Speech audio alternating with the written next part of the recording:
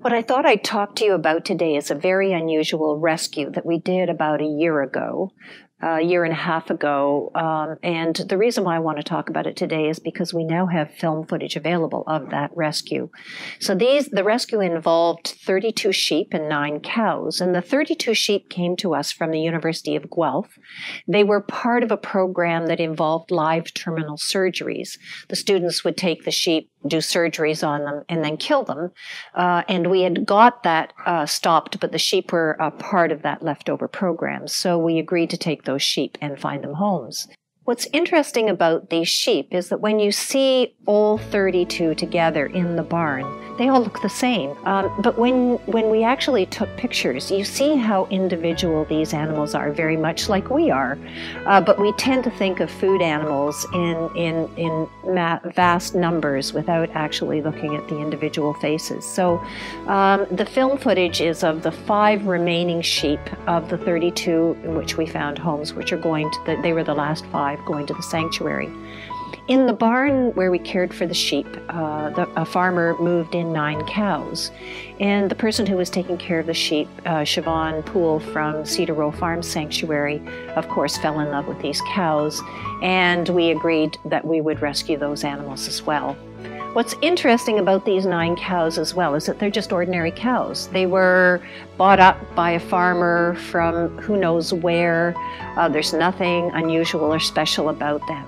But they lived in terrible circumstances. They stood ankle deep in their own manure. They drank water that had manure in it. They were filthy most of the time because in some cases they were forced to sleep in the manure in the barn.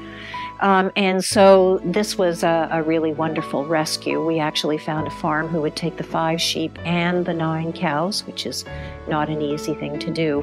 And so what you will see in the film footage are the 5 sheep and the 9 cows being loaded into a transport vehicle and leaving this barn, which we were grateful to leave, and being driven to their new sanctuary. And it was a really interesting time. When the truck arrived, it was pouring rain, it was cold, it was just an absolutely miserable day.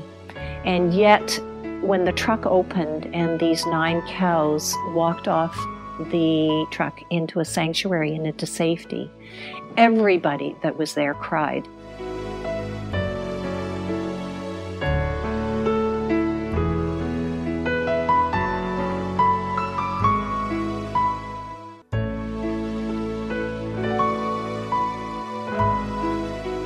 I've been back to see these animals, and the cows are absolutely gorgeous.